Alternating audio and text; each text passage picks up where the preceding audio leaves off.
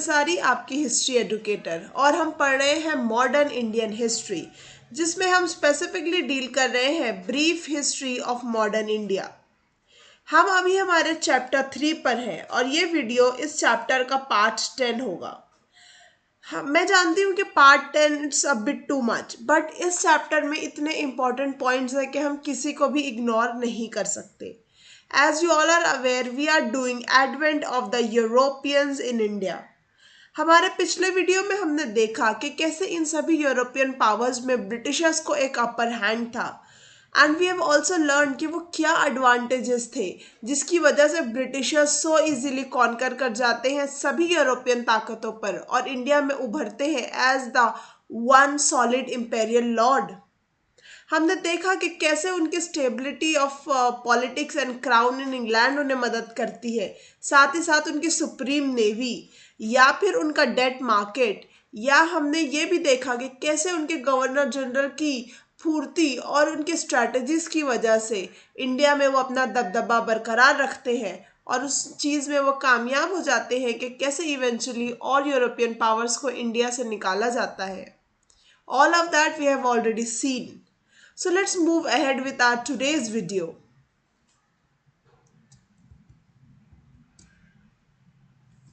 Okay. As we were doing part 9, I've told you with regard to duplex specifically, we are going to deal at the end. So that's what we are doing today.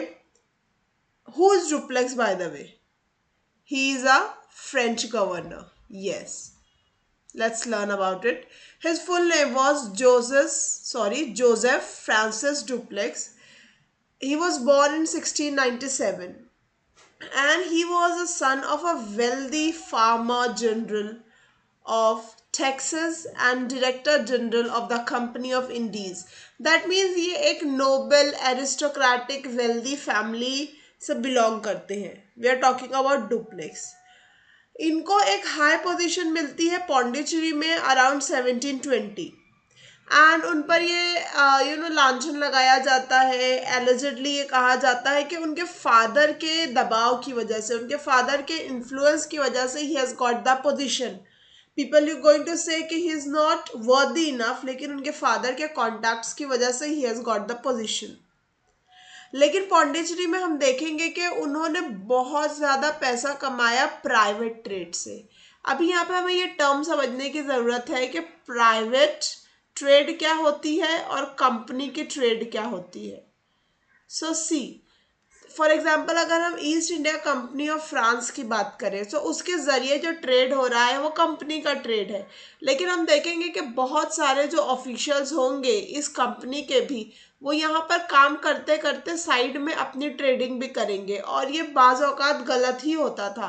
तो ये private trade भी कहलाती है। अगर कोई trader है या merchant है जो कंपनी का हिस्सा नहीं है और अपनी ट्रेड करता है तो दैट इज़ फाइन, लेकिन हम देखते हैं कि कंपनी के जो ऑफिशियल्स होंगे, उनके जो ऑफिसर्स होंगे, वो काम करते वक्त कंपनी में साथ साथ अपनी ट्रेड भी करेंगे, जो कि थोड़ा सा इमोरल हो जाता है when you are working with a company. हम देखते हैं कि उस वक्त ये परमिटेड था फ्रेंच के सर्वेंट्स को। जब हम बात कर रहे हैं डुप्लेक्स की तो तब उन्हें ये अलाउड था कि okay you can do your private trade, लेकिन हम लेटर ऑन देखेंगे कि ये प्राइवेट ट्रेड बंद कर दिया जाएगा। 1726 में हम देखेंगे कि वो सस्पेंड कर दिए जाएंगे। क्यों? क्योंकि उन्होंने बहुत ही ड्रास्टिक चेंज जो हुआ था constitution of the French company में, उसकी वजह से सब कन्फ्यूजन अराइज हो जाते हैं और उन्हें सस्पेंशन झेलना पड़ता है, उन्हें निकाल दिया जाता है। लेकिन 1730 में वो अपना केस जीत जाते हैं और वो गवर्नर अपॉइंट होते हैं कहाँ के? चंदरनगर के, और उन्हें ये एज अ कंपेंसेशन दिया जाता है कि there was some mistake, please come back. तो 730 में वो वापस आ जाते हैं। हम देखते हैं बाय द टाइम 1741 आते आते अब वो डायरेक्टर जनरल बन चुके हैं फ्रेंच कॉलोनीज इन इंडिया के। पहले वो सिर्फ एक एरिया के गवर्नर थे, दैट वाज चंदरनगर, लेकिन हम देखेंगे कि 10 साल के अरसे में वो अपने आप को ऊपर ले जाएंगे और अल्टीमेटली बन जाएंगे director general of French colonies in India. Then later he was conferred the title of Nawab by the Mughal emperor and the Subedar of Deccan by Muzaffar Jung. सो ये दो टाइटल है, एक टाइटल उन्हें मिला है नवाब का और एक टाइटल उन्हें मिला है सूबेदार ऑफ डेक्कन का। ओके, एक title given by Mughal emperor, second title given by Muzaffar Jang. You must be thinking क्यों Muzaffar Jang? We all remember second Carnatic war में कैसे फ्रेंच ने उनका साथ दिया था, राइट? या according to historians Dupleix possess qualities of an administrator. उनमें ये ताकत थी कि वो अच्छे से चीज़ों को एडमिनिस्ट्रेट कर पाए, चला पाए। वो बहुत अच्छे डिप्लोमेट थे, यानी चीज़ों को और पॉलिसीज़ को बनाने के साथ साथ लोगों से रिलेशन मेंटेन करना और अपना काम निकालना उन्हें आता था। साथ ही साथ उनमें ये काबिलियत थी कि वो लीड कर पाए, और ऑफ कोर्स उन्हें पॉलिटिकल अंडरस्टैंडिंग, इंसाइट और उनका एक बहुत बड़ा विजन था। उनका जो देखने का नज़रिया था पॉलिटिक्स को और चीज़ों को आगे बढ़ाने का, वो ऑफ कोर्स बहुत ही अच्छा था। लेकिन अगर हम स्पेसिफिकली बात करें कि डुप्लेक्स एज ए एडमिनिस्ट्रेटर कैसे थे, तो 1741 में जब वो गवर्नर जनरल ऑफ पौंडीचेरी बनाए जाते हैं, दैट मीन्स पूरे फ्रांस में की जितनी भी इंडिया में टेरिटरीज थी, कॉलोनीज थी, उसके इंचार्ज बनाए जाते हैं, तो हम देखेंगे कि उस वक्त जो है पौंडीचेरी बहुत सारे प्रॉब्लम्स फेस कर रहा था। जैसे कि वहाँ पर उन्हें मराठा इन्वेजन का सामना करना पड़ रहा था, वहाँ पर सूखा पड़ा हुआ था, फेमिन आया हुआ था, बहुत सी जो ज़मीनें थी वो बंजर थी, अनकल्टिवेटेड थी, और जो बहुत केओटिक यानी बहुत ही बुरी कंडीशन थी, बहुत अफरा तफरी का माहौल था कार्नेटिक में। इन सभी सिचुएशन के बीच में वो गवर्नर जनरल बनाए जाते हैं। सो हम देखेंगे कि वो जो जो डायरेक्टर्स ऑफ द कंपनी है, उन्होंने एक ड्रास्टिक कट ले लिया in the expenditure of the French east India company. जैसे कि हमने पिछले वीडियो में देखा कि जब फ्रांस की ईस्ट इंडिया कंपनी थी, यहाँ पर मोर देन 60% जो है उसका शेयर होता था मोनार्क के पास, और जो डायरेक्टर भी थे वो नॉमिनेट किए जाते थे मोनार्क के ज़रिए, जबकि ब्रिटिश ईस्ट इंडिया कंपनी जो थी एनुअली इलेक्ट करती थी अपने मेंबर्स को और डायरेक्टर्स को। सो हम देखेंगे कि जो फ्रांस की ईस्ट इंडिया कंपनी है, उसका एक्सपेंडिचर, जो उसका खर्च है, वो बहुत कम कर दिया जाएगा और कहा जाएगा कि हमें प्रायोरिटी देनी है, हमें दूसरी जगह पैसों की ज़रूरत है, और वो दूसरी जगह they are talking about North America.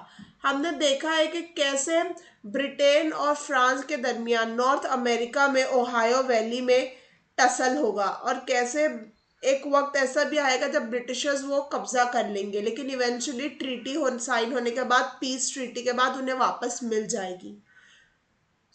अभी उनके पास पैसे भी कम मिल रहे हैं, उन्हें कंपनी के जरिए इतनी सारी प्रॉब्लम्स हैं। Duplex reduce public expenditure. अब डुप्लेक्स को कोई ना कोई रास्ता निकालना था कि कैसे वो चीज़ों को बेहतर बना पाए, तो वो जो है पब्लिक एक्सपेंडिचर खर्च को कम कर देंगे, एंड उन्हें ऑफ कोर्स अपोजिशन का सामना करना पड़ेगा काउंसिल के ज़रिए, लेकिन फिर भी वो कहेंगे कि एक बैलेंस्ड इनकम एंड एक्सपेंडिचर की ज़रूरत है। वो अपने ऑफिसर्स की सैलरी कम कर देंगे। हाउएवर अल्टीमेटली वो डिसाइड करेंगे कि मैं डायरेक्टर्स की बात नहीं सुन सकता, he is going to disobey the directors, and he is going to fortify the settlement. हमने देखा था फोर्टिफिकेशन का क्या मतलब होता है। फोर्टिफिकेशन यानी किसी भी चीज़ को किले में डालना, उसके चारों तरफ दीवारें बनाना, उसे और मजबूत करना, ताकि आपका दुश्मन आपका पर अटैक ना कर पाए, और अगर करे भी तो आसानी से जीत ना पाए। And what else he did is that he enhance the defences of Pondicherry. हम जानते हैं कि पौंडीचेरी जो है फ्रेंच पावर का इंडिया में हेडक्वार्टर रहा है, even spending a large some from his personal wealth. ये बहुत अनसीन सिचुएशन है कि गवर्नर जनरल जो है वो अपनी पर्सनल वेल्थ से चीज़ों को बेहतर बनाने की कोशिश कर रहा है, तो डुप्लेक्स ने ये भी किया। He made Pondicherry the emporium of commerce. उसने पौंडीचेरी को जो है एक बहुत बड़ा ट्रेड एंड कॉमर्स का गढ़ बना दिया साउथ इंडिया में, और इसके लिए उन्होंने बहुत प्रैक्टिकल स्टेप्स लिए ताकि ये जो उनकी ट्रेड है कॉलोनी में वो बढ़ती चली जाए। बाद में हम देखते हैं कि जो डायरेक्टर होंगे कंपनी के, वो प्रेस करेंगे, वो तारीफ करेंगे डुप्लेक्स की कि आपने सही डिसीजन सही टाइम पे लिया और आपने हमारी बात नहीं मानी, ये आपने सही किया। Like even the directors are going to later accept their mistake. Yes, Duplex was right and he did the right thing. We were the wrong. Okay. ये तो हमने देख लिया कि एज अ एडमिनिस्ट्रेटर डुप्लेक्स कैसे थे, लेकिन जैसे कि मैंने कहा वो बहुत अच्छे डिप्लोमैट थे. So if will talk about he as a master of diplomacy, so हम जानते हैं कि फर्स्ट टू कार्नेटिक वॉर से ये सब कुछ प्रूव हो जाता है कि वो कितने डिप्लोमेटिक इंसान थे और कैसे उन्होंने विजुअलाइज किया चीज़ों को और कैसे उन्होंने देखा कि यूरोपियन कॉन्क्वेस्ट का क्या हाल होने वाला है इंडिया में. हम देखते हैं कि after first Carnatic war Dupleix ही थे जिन्होंने सेकेंड कार्नेटिक वॉर के लिए फ्रांस को रेडी किया कि they should get into the personal businesses of the native rulers, कि यहाँ के हिंदुस्तान के जो राजा हैं उनके पर्सनल मामले में भी हमें इंटरफेयर करना चाहिए, और यही लीड करता है सेकेंड कार्नेटिक वॉर को इंडिया में. Dupleix used the Nawab of Carnatic to forbid the English from waging war in his territories. उन्होंने नवाब और कार्नेटिक का साथ दिया और उनसे ऐसे रिलेशन मेंटेन करे कि इंग्लिश जो है उन्हें इस बात की इजाज़त नहीं थी कि वो उनकी एरिया में टेरिटरीज में लड़ाई कर पाए. और इसकी वजह से क्या हुआ, जो फ्रांस सेटलमेंट थे पौंडीचेरी में स्पेसिफिकली, वो बहुत आसानी से प्रोटेक्ट हो पाते थे और उनके पास इतनी ताकत बढ़ गई थी कि अगर आप कोई अटैक भी करता तो वो उनसे डील कर सकते थे. ऑफ कोर्स जब नवाब ये करेंगे तो नवाब को भी रिटर्न में कुछ चाहिए होगा, तो in return the Nawab was promise Madras after the English got defeated. France ने कहा कि आप हमारी मदद कीजिए and don't let the English veg war in your territories, और इसके हम रिटेलिएशन में, इसके जवाब में आपको जब हम जीत जाएंगे और ब्रिटिशर्स को हम हरा देंगे सो हम आपको मद्रास दे देंगे. But Dupleix is a very diplomat person, so ultimately he did not give Madras to nawab. वो नहीं देते हैं नवाब को. Even he defeated him at saint Thome. Saint Thome जो जंग होती है मद्रास में फर्स्ट कार्नेटिक वॉर में, जो कितनी इंपॉर्टेंट है. सेकेंड कार्नेटिक वॉर में, I beg your pardon.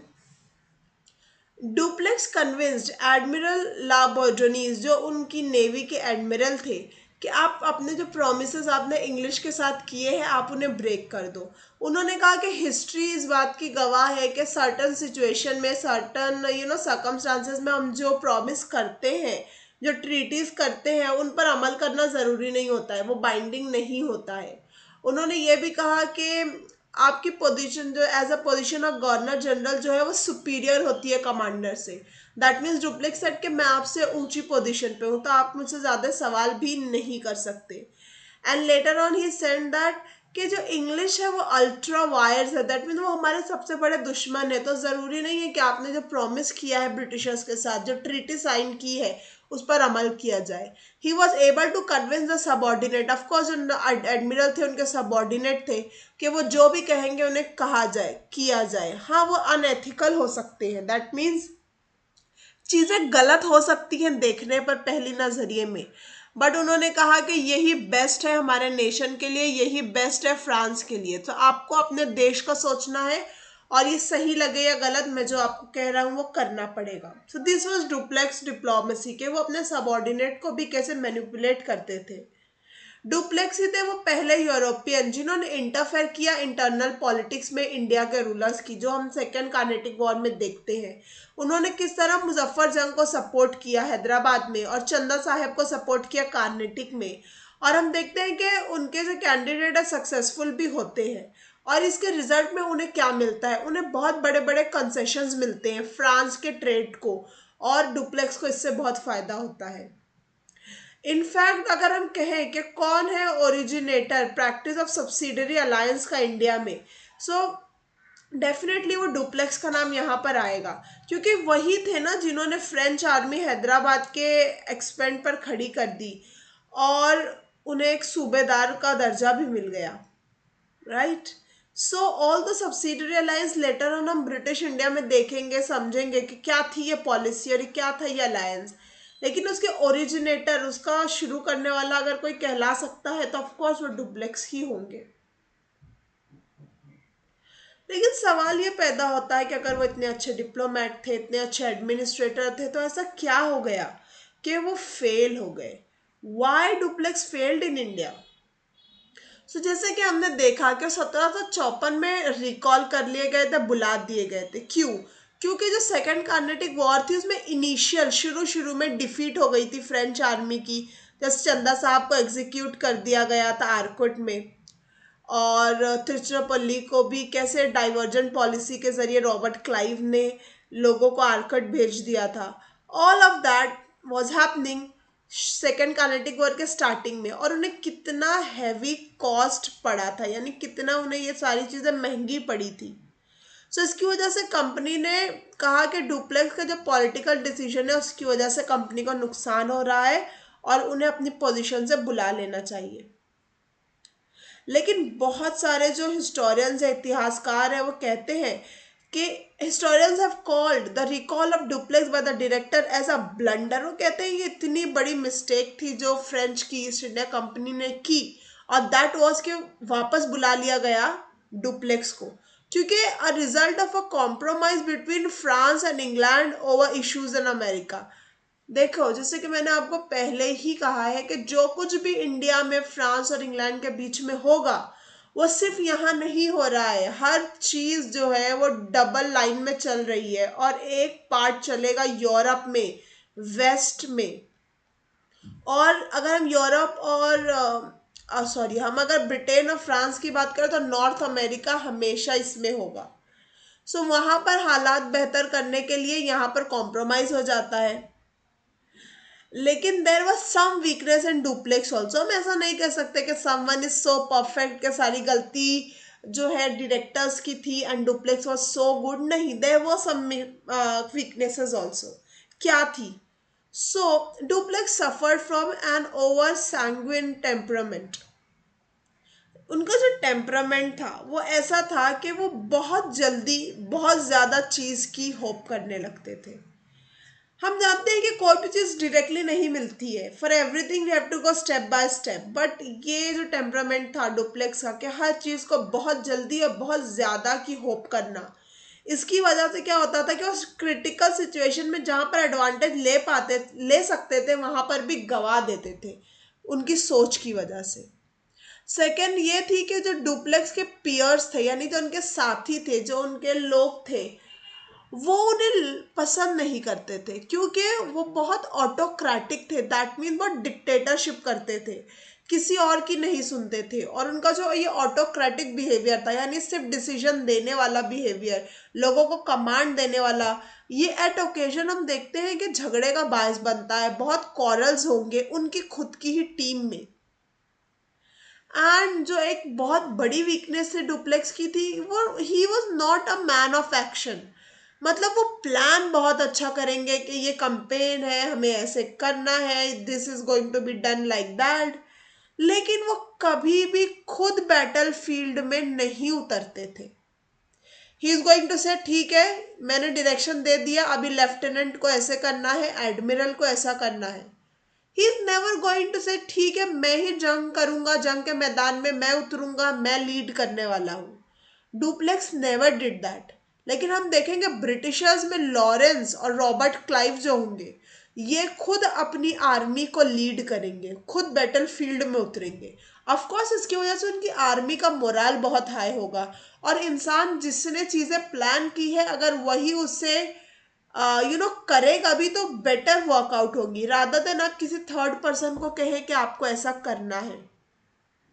So of course जब फ्रेंच फेल कर जाते हैं त्रिचनापल्ली के कैप्चर को सेकेंड कार्नेटिक वॉर में, because the scheme thought bye duplex could not be turn into action. उनके पास कैंपेन थी, ही थॉट कि हमें ऐसा करना है, लेकिन रॉबर्ट क्लाइव जो थे इंग्लैंड के, उन्होंने इतना परफेक्टली चीज़ों को सोचा, और सिर्फ सोचा ही नहीं, उसे एग्जीक्यूट भी किया और अपनी डाइवर्जेंट पॉलिसी अपनाई, और उन्होंने अटैक करवा दिया आर्कोट पर, जिसकी वजह से चंदा साहब को भागे भागे आना पड़ा कार्नेटिक की राजधानी आर्कोट में। और इसकी वजह से जो उनका त्रिचनापल्ली पर जो इफेक्ट था, जो स्ट्रॉन्ग होल्ड था, वो कम हो गया, और फ्रेंच फेल हो गए कैप्चर करने में त्रिचनापल्ली पे। सो ये थी mind blowing strategy Robert Clive की, जो डुप्लेक्स जिसके सामने बहुत बुरी तरीके से हार जाते हैं। So this was duplex, French governor general in India. हमने उनके प्लस पॉइंट्स देखे, साथ ही साथ हमने देखे कि उनके वीकनेसेस क्या थे. Okay, another table, another thing that I wanted to explain in this chapter that is very important, हम उसे ignore नहीं कर सकते, वो है about the goods in trade initially. हमारा जो इंडिया का जो ओरिएंट का ट्रेड होता था उसमें क्या गुड्स थे, चीज़ें कैसे डिस्पैच की जाती थी, व्हाट वाज द वर्किंग, तो हम ब्रीफली इसके बारे में भी जानेंगे.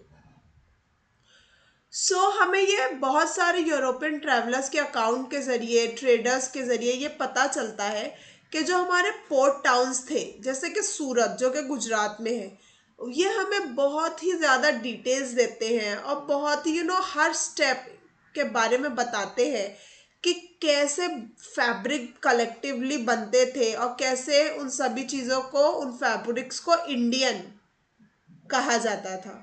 ओके, हम जानेंगे हमारे फैब्रिक्स के बारे में, हमारे क्लोथ्स के बारे में. इंडिया का जो कॉटन था, लॉन्ग क्लॉथ, यहाँ पे उसकी लेंथ बताई गई है कि वो 35 to 50 इन लेंथ था. साथ ही साथ एक कॉटन होता था जिसका नाम था salempores. Okay, then there was one called moris. Moris जो था वो सुपीरियर क्वालिटी का कॉटन होता था. देन मैंने एक और चीज़ आपको बताई थी कि जो भारत का कॉटन होता था उसे ब्रिटिशर्स कैलिकॉस भी कहते थे. तो ये सब डिफरेंट नेम्स हैं डिफरेंट क्वालिटी ऑफ कॉटन के जो इंडिया से बनाए जाते थे और यहाँ से ट्रेड के लिए एक्सपोर्ट होते थे, लेकिन इन सब को कलेक्टिवली कहा जाता था इंडियन. और जो बहुत मच डिजायर्ड यानी जिनकी बहुत मांग थी और फैब्रिक की इंडिया में, वो थी पेंटेड यानी कलर किए हुए और प्रिंट वाले क्लोथ्स. और साथ ही साथ हम नहीं भूल सकते सिल्क. इंडिया के सिल्क की कितनी डिमांड थी यूरोपियन मार्केट्स में. और डाई, डाई मतलब होता है कलर्स, रंग. हम देखेंगे कि कैसे बाद में ब्रिटिशर्स जो है इंडिगो की खेती के लिए हमारे किसानों पर जबरदस्ती करेंगे. इंडिगो क्या होता है? ये एक ब्लू कलर का डाई होता है. ओके, जो कॉटन को रंगने में मदद करता है. These textiles were not just in demand in Europe, और इनका डिमांड सिर्फ यूरोप में नहीं था बल्कि अदर पार्ट्स ऑफ एशिया में भी इनका बहुत डिमांड था. इंडिया के जो सारी चीज़ें थी, स्पेशली जो टेक्सटाइल था यानी जो हमारा सारा कपड़ा था, इस सेंचुरी से यानी सदियों पहले से यूरोपियन के आने से ट्रेड होता रहा है. ऐसा नहीं है कि जब पोर्चुगीज पहली बार भारत आए जब से भारत से ट्रेडिंग शुरू हुई, नहीं, ऑफ कोर्स नॉट. हमारे यहाँ तो हड़प्पा के ज़माने से ही ट्रेडिंग चलती आ रही है.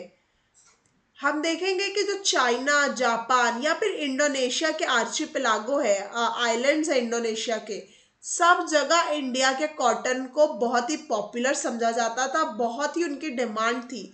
और इसका रीज़न ये था कि जो इंडिया का कॉटन था बहुत हल्का होता था, बहुत लाइट वेट होता था, लेकिन हल्के होने के साथ साथ वो उतना ही स्ट्रॉन्ग भी होता था ड्यूरेबिलिटी के मामले में.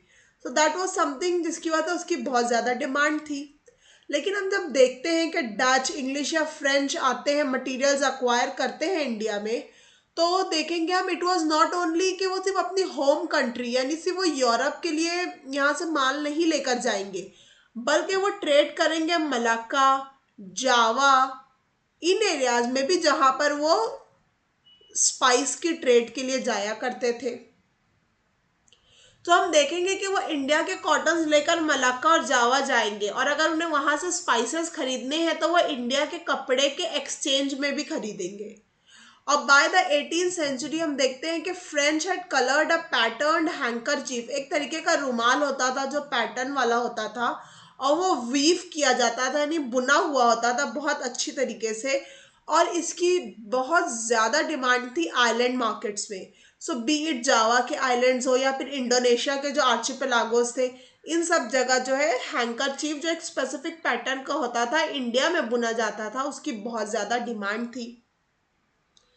अगर हम बात करें कि ट्रेड इन टेक्सटाइल की और स्पाइसेस की जिसके लिए भारत आया करते थे यूरोपियन स्पेशली, एक और ट्रेडिंग थी जो हम नहीं भूल सकते, वो थी ट्रेड ऑफ स्लेव्स. जो गुलामों को खरीदा और बेचा जाता था, ह्यूमन ट्रैफिकिंग जो होती थी. It is generally considered that जो स्लेव ट्रेड होता था वो कंसर्न्ड है यूरोप से, अफ्रीका से और अमेरिका से, जिसको हम न्यू वर्ल्ड भी कहते हैं. बट हम ये इग्नोर कर देते हैं, हम ये भूल जाते हैं ये फैक्ट कि ये सारा जो ट्रेड है बिटवीन यूरोप एंड एशिया, ये भी कितना हेल्प करता है ये स्लेव ट्रेड को और ये स्लेवरी को बढ़ाने में। किस तरीके से एशिया हेल्प कर रहा है स्लेवरी में। सो देखिए, फ्रेंच के जो लोग, फ्रेंच की जो शिप्स थी, वो यूरोपियन गुड्स टू एशिया, वो एशिया में लाती थी यूरोपियन गुड्स को। ठीक है, यहाँ से वो कॉडी शेल्स ले लेते थे और हमारे इंडिया के जो टेक्सटाइल जो कपड़े होते थे यहाँ पर ले लेते थे, जिनकी बहुत ज़्यादा डिमांड होती थी वेस्ट अफ्रीका में। अब वेस्ट अफ्रीका में जाकर वो जो इंडिया के टेक्सटाइल थे उसके बदले में स्लेव्स को खरीद ले लिया जाता था। एंड वो जो स्लेव अफ्रीका से खरीदे जाते थे उन्हें वापस भेज दिया जाता था फ्रांस और अमेरिका में गुलामी करने के लिए। सो एक पूरा चक्कर पूरा होता था, कैसे यूरोप की चीज़ें लाकर इंडिया में बेची जाती थी, इंडिया से चीज़ें खरीदकर अफ्रीका में बेची जाती थी, अफ्रीका से स्लेव्स को खरीदकर वापस यूरोप, फ्रांस और अमेरिका भेज दिया जाता था। तो एक ये पूरा चक्कर हो जाता था स्लेव ट्रेड में, हर चीज़ एक दूसरे से कैसे जुड़ जाती थी।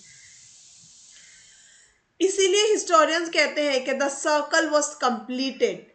येल सेंटर ऑफ स्टडी में हम देखते हैं when sugar and other goods from the America were loaded on board and shipped back to France. कैसे ये पूरा एक सर्कल ऑफ स्लेव ट्रेड का पूरा हो जाता था।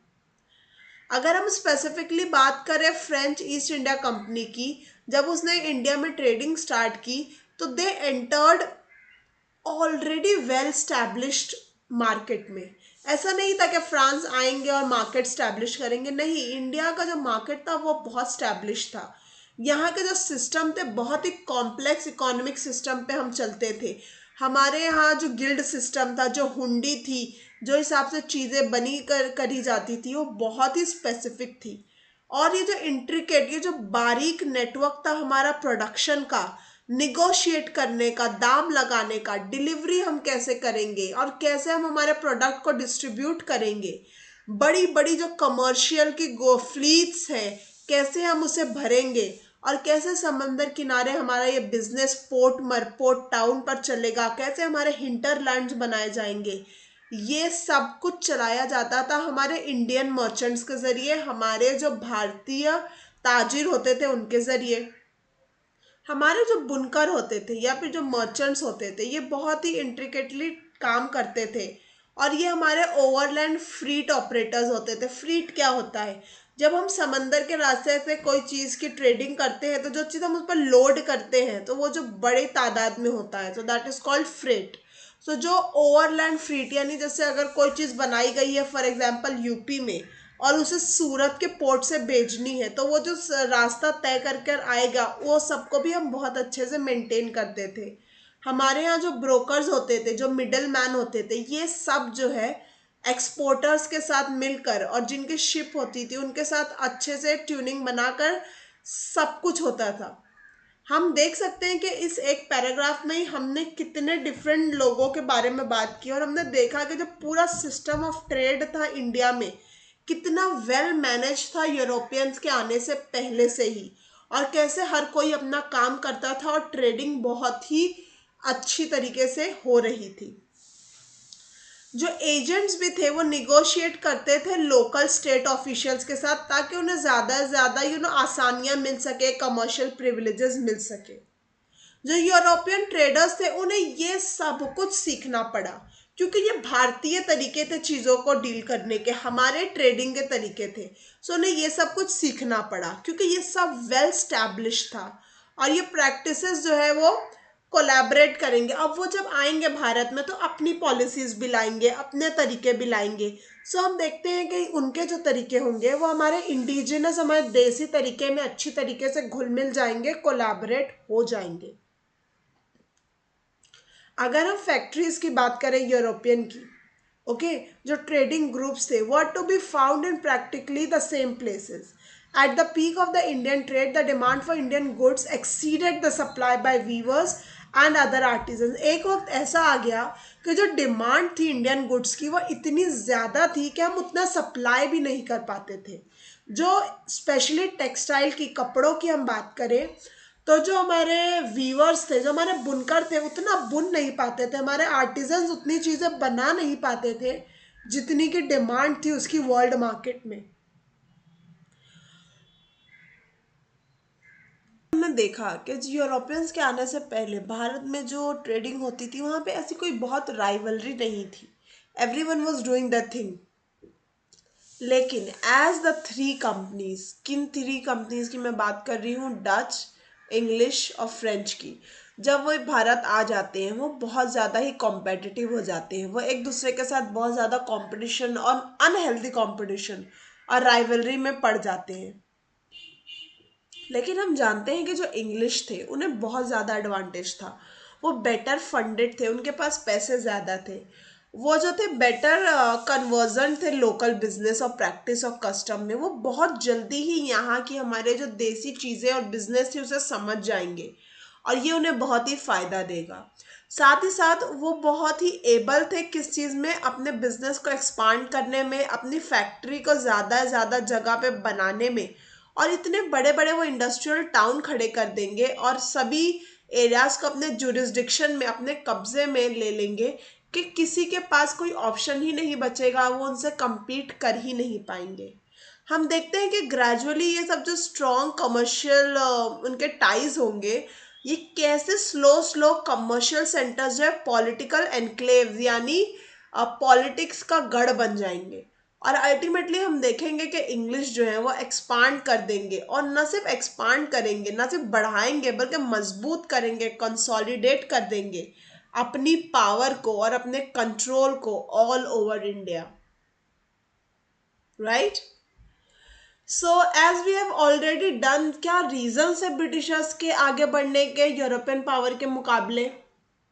सो we are done with our chapter third here, but we'll have a quick summary, not summary, it's going to be like a timeline. So we'll just deal very quickly कि हमने पूरे chapter third में क्या देखा है और ये हमें हेल्प करेगा एक क्विक रिवीजन के लिए। Okay, so let's learn with that. So हम शुरू करेंगे ऑफ कोर्स सी रूट से।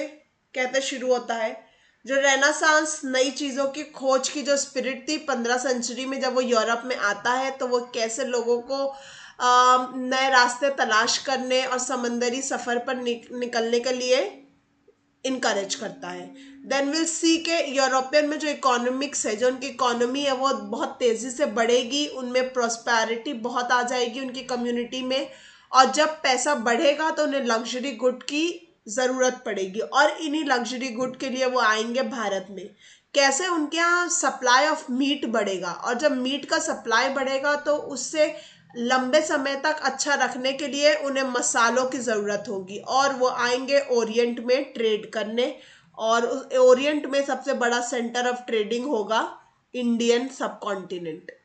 सो यही सब वजह होगी कि यूरोपियंस चाहेंगे कि वो इंडिया का एक ट्रेड रूट ढूंढ पाए। हम देखते हैं कि 1453 में कॉन्स्टेंटिनोपल का फॉल हो जाएगा और कैसे ऑटोमन टर्क्स का उस पर कब्जा हो जाएगा, जिसकी वजह से अरब और टर्क डोमिनेशन में आ जाएंगे और यूरोपियन को एक नए रूट की तलाश शुरू करनी होगी। हम देखते हैं कि स्लोली स्लोली स्पेन और पोर्चुगल कैसे एक दूसरे का साथ देंगे और उन्हें किस तरीके से अदर यूरोपियन लोगों के ज़रिए फाइनेंशियल मदद मिलेगी। नॉर्थ यूरोपियन नेशंस इतने काबिल तो नहीं होंगे कि वो जाकर नए रास्ते तलाश कर पाए, लेकिन वो स्पेन और पोर्चुगल को कहेंगे कि you guys can go ahead और हम आपको टेक्निकल और इकोनॉमिकल मदद देंगे और आप जाइए और नए रास्ते की तलाश कीजिए। देन हम देखते हैं कि कैसे पोर्चुगीज जो है वो पहले होंगे, पाइनियर्स होंगे, जिसके बाद डच, इंग्लिश, डेन और इवन फ्रेंच के लोग इंडिया आते जाएंगे एक के बाद एक। अगर हम देखें पोर्चुगीज किसके साथ आएंगे तो उनका लीडर होगा वास्को डी गामा, जो हेक्टर नाम की अपनी पहली शिप के साथ, जिसके साथ और दो शिप्स होंगी, डिस्कवर करेंगे न्यू सी रूट टू इंडिया 1498 में, और वो एक और बार भारत आएंगे 1502 में और अपने ट्रेडिंग स्टैब्लिशमेंट यहाँ पर बनाने की कोशिश करेंगे। उसके बाद हम देखते हैं कि फ्रांसिस्को डी अल्मेडा, जो कि फर्स्ट गवर्नर होंगे पोर्चुगीज के, उनकी ब्लू वाटर पॉलिसी कितना इंपॉर्टेंट रोल प्ले करेगी, और वो बताएंगे कि नेवी और समंदर में अपना कब्जा रखना कितना इम्पोर्टेंट है अगर किसी को इंडियन ओशन में ट्रेड करना है तो। उसके बाद हम देखेंगे अल्फांसो डी अल्बुकर्की, जो कि कंसिडर किए जाएंगे रियल फाउंडर ऑफ पोर्चुगीज, चूंकि वो सेकंड होंगे गवर्नर जनरल, लेकिन कहा जाता है कि उन्होंने ही सारी चीज़ें पोर्चुगीज के लिए भारत में बेहतर की। इन्होंने ही गोवा को कैप्चर किया बीजापुर के सुल्तान से, लेकिन उनके ऊपर ये इल्ज़ाम भी है कि वो बहुत ज़्यादा ही परसिक्यूट करेंगे मुस्लिम्स को, अरब्स को, और ये ज़्यादा वक्त तक उनके लिए अच्छा नहीं होगा। लेकिन हम अल्फांसो के ही वक्त में देखते हैं कि वो पोर्चुगीज लोगों को इस बात की सलाह देंगे कि वो नेटिव विमेन से शादी करें और इंडिया में सेटल होते जाएं। इन्हीं के वक्त में हम ये भी देखेंगे कि प्रैक्टिस ऑफ सती को बैन कर दिया जाएगा, लेकिन वो ऑफिशियली होगा, लंबे समय तक उसका असर हमारी सोसाइटी पर नहीं दिखता है। अगर हम बात करें नीनो द खुनिया की, सो ये वो थे जिन्होंने कैपिटल कोचिन से गोवा शिफ्ट किया 1530 में। इन्हीं के रूल में हम देखते हैं कि दियू और बसीन जो है पोर्चुगीज के कब्जे में आते हैं, और कैसे Bahadur Shah got killed in 1537। ये सब होगा नीनो द कुनिया के टाइम पर।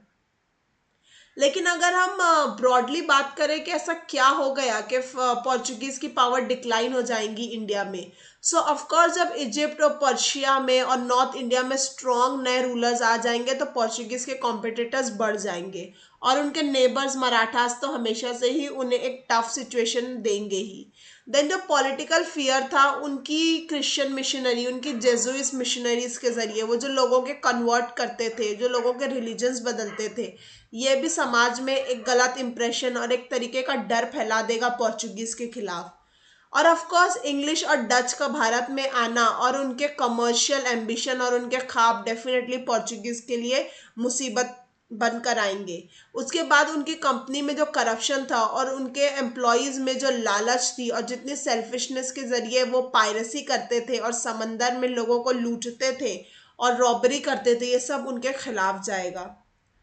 और एक और इम्पॉर्टेंट चीज़ जो हम देखते हैं कि उनका जो इंटरेस्ट है स्लोली इंडिया से, जब ब्राज़ील डिस्कवर हो गया तो ब्राज़ील की तरफ शिफ्ट हो जाता है। सो ये जो उनका डाइवर्ट हो जाएगी एक तरीके से उनकी थिंकिंग, और वो मोर फोकस करेंगे ब्राज़ील पर। उसके बाद हम सेकेंड इम्पॉर्टेंट यूरोपियन पावर की बात करें जो कि था डच। सो उनकी जो ईस्ट इंडिया कंपनी थी नेदरलैंड्स की, ये जब 1602 में आते हैं चार्टर ऑफ डच पार्लियामेंट के जरिए भारत में, और ऑफ कोर्स उनका भी मकसद यही होता है ट्रेड करना, एक्सपांशन करना, कॉलोनीज बनाना। इनकी जो कॉलोनी है वो मसूलीपट्टनम, पुलिकाट, सूरत और बहुत से भारतीय इलाकों में बनेंगी। लेकिन स्लोली ये क्यों भारत से चले जाते हैं, क्योंकि जब ब्रिटिशर्स आ जाएंगे, इंग्लिश जब भारत में आ जाएंगे तो किसी को ज़्यादा समय तक टिकने नहीं देंगे। तो हम देखेंगे बहुत एंग्लो डच राइवलरी होगी, और स्लोली स्लोली ये भी इस बात को समझ जाएंगे कि ये बेहतर है कि हम दूसरी जगह शिफ्ट हो जाए। जैसे पोर्चुगीज ब्राज़ील चले गए, डच जो है मलाय आर्चिपिलागो, मलाय के आइलैंड्स की तरफ अपने आप को शिफ्ट कर देंगे। अब बहुत बुरी तरीके से जिस जंग में वो हारे थे वो था बैटल ऑफ बिदारा, जो 1759 में हुई थी इंग्लिश और डच के दरमियान। इसमें डच बहुत बुरी तरीके से लूज करते हैं और वो रियलाइज कर लेते हैं कि इंग्लिश के सामने हम नहीं लड़ सकते। ऑफ कोर्स अब बात करते हैं ब्रिटिशर्स की, इंग्लिश की। उनका वॉयज जो है राउंड द वर्ल्ड के लिए निकलता है। फिर इंग्लिश की विक्ट्री जो होती है स्पेनिश नेवी आर्मडा के साथ, उसकी वजह से उन्हें बहुत ज़्यादा बूस्ट मिल जाता है, उनके एम्बिशंस बढ़ जाते हैं, और फाइनली फॉर्मेशन होता है इंग्लिश ईस्ट इंडिया कंपनी का। क्वीन एलिजाबेथ द फर्स्ट के जरिए उन्हें चार्टर दिया जाता है 15 साल के लिए। बाद में ये चार्टर जो है लाइफ टाइम के लिए बढ़ा दिया जाता है। फिर हम देखते हैं कि कैप्टन थॉमस बेस्ट जब विक्ट्री ले लेते हैं पोर्चुगीज के ऊपर 1612 में, अब इंग्लिश अपनी फैक्ट्री बनाएंगे सूरत में। फिर जो सर थॉमस रो थे वो कितने इंपॉर्टेंट रोल प्ले करेंगे, और कैसे वो जहांगीर से परमिशन लेंगे और अपनी फैक्ट्री इस्टेब्लिश करेंगे डिफरेंट एरियाज ऑफ इंडिया में। लेकिन टाइम उनका ज़्यादा कब बदलेगा, जब उन्हें बॉम्बे मिल जाएगा डावरी में। डावरी में एक्चुअली मिलेगा वो इंग्लैंड को, फिर बाद में ईस्ट इंडिया कंपनी को एनुअल रेंट ऑफ 10 पाउंड्स पर मिल जाएगा पोर्चुगीज से। फिर हम देखते हैं कि जो उनका फोर्ट था सेंट जॉर्ज, वो कैसे रिप्लेस कर देता है मसूलीपट्टनम को as a English headquarters east coast की अगर हम बात करें तो। स्लोली स्लोली हम देखेंगे कि कलकत्ता में डेवलपमेंट इतना ज़्यादा हो जाएगा कि वहाँ के जो 3 विलेजेस है उसकी ज़मींदारी वो हासिल कर लेंगे, और स्लोली स्लोली ये ज़मींदारी बढ़ती ही चली जाएगी, और हम देखते हैं कि फोर्ट विलियम बन जाएगा 1700 में, और कैसे वो ब्रिटिश पावर की सीट बन जाती है इंडिया में 1911 के आते आते। अगर हम मुगल रूलर्स की बात करें और स्पेसिफिकली फारूक सियार के फरमान को देखें तो ये मैग्ना कार्टा यानी बहुत बड़ी राहत के तौर पर काम करेंगे ब्रिटिशर्स के लिए, क्योंकि इसके ज़रिए उन्हें इतने प्रिविलेजेस और इतने कंसेशन मिल गए कि अब इंग्लिश को कोई नहीं छू सकता था। लेकिन हम देखते हैं कि 1635 में मर्जर होता है, यानी ब्रिटिशर्स की दो कंपनीज जुड़ जाती हैं जो एक दूसरे की राइवल्स होती हैं, और ये उनकी बेहतरी के लिए ही काम करता है क्योंकि उनका ही कंपटीशन घर में कम हो जाता है और दोनों राइवल कंपनीज जुड़ जाती हैं।